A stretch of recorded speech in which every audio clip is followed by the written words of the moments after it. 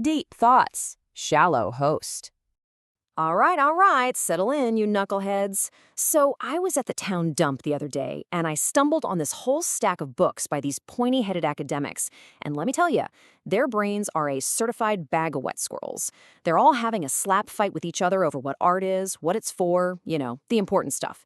And it is a bigger mess than a seagull in a paint factory. So your old Uncle Bob is here to sort through the nonsense for you. Let's get into it. So first up on the chopping block, we got this fella named Nicholas Brio. Now this guy, he's the kind of guy who thinks the solution to world hunger is a well-catered potluck. He's got this big old idea that art's main job is to, make us all friends again. Okay, get a load of this. Art that aims to restore the lost meaning of a common world by repairing the fissures in the social bond. What in the world is that? Repairing the fissures? Are we talking about art or are we patching the driveway? I mean, it sounds like some kind of self-help guru trying to sell you a timeshare for your own feelings. Just nonsense. Here, let me put it in English for you. Basically, the art isn't the painting on the wall. Nope, the art is the party.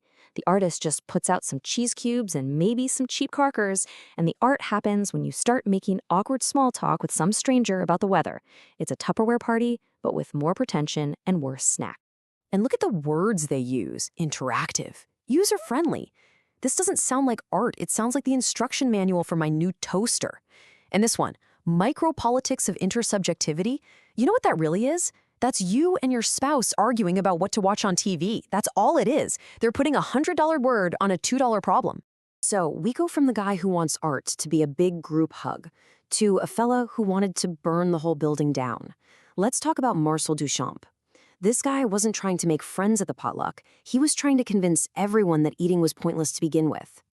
So look, here's the difference. You got your anti-artist, right? That's the guy who shows up to the company bowling night with a frozen turkey instead of a bowling ball. He's still there, he's making a scene, but he's still playing the game.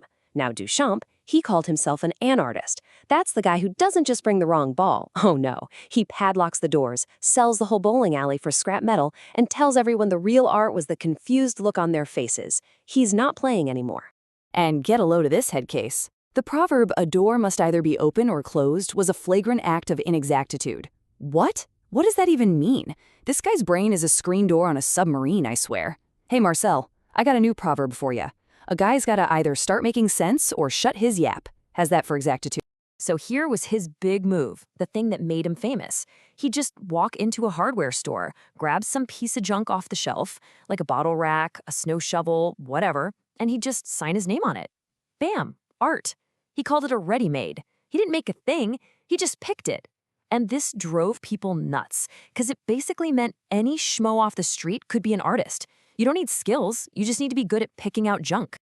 Okay, so let's hit the fast forward button. We went from potlucks to shovels, and now we've landed smack dab in the middle of today, with these new tech-savvy silly geese.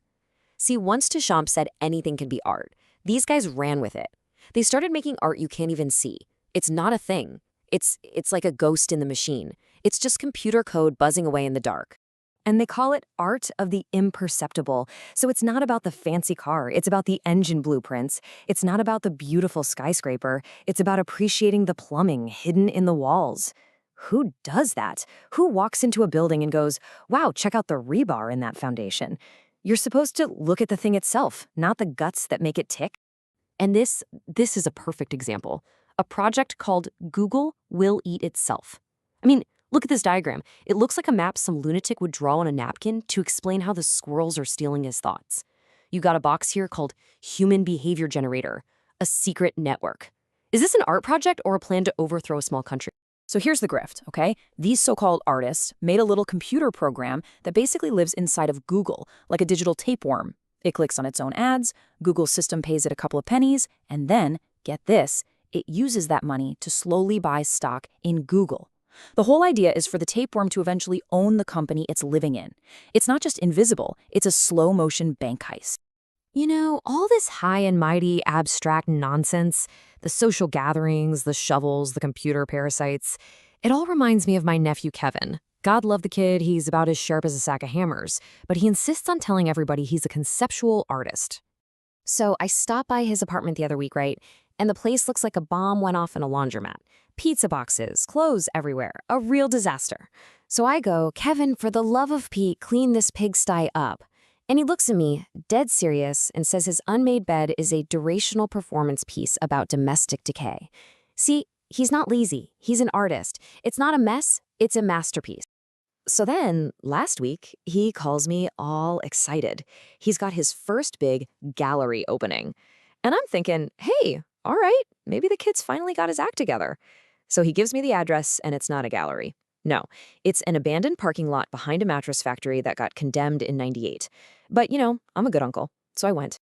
So I get there, and it's just me, Kevin, and about 3 of his buddies who look like they model for a pamphlet on malnutrition. And we're all just standing in this cracked, weedy patch of asphalt. Then he gets this big look on his face, points to the middle of the lot, and he goes, "Behold." And there it is, the main event. A single, unplugged Harvest Gold refrigerator from about 1978. That's it, just sitting there, making this faint humming noise from, I don't know, the ghost of some forgotten mayonnaise.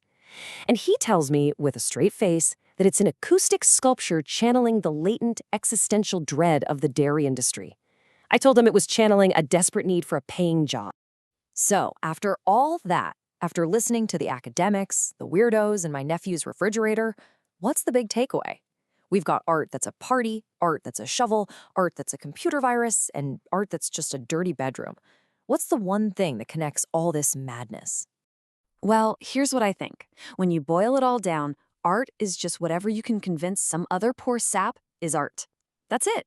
It doesn't matter if you're a fancy French professor, a weirdo from 100 years ago, or my nephew Kevin. It's the biggest, oldest con game in the world. And that's all I'm going to say about that. Now buzz off, you silly geese.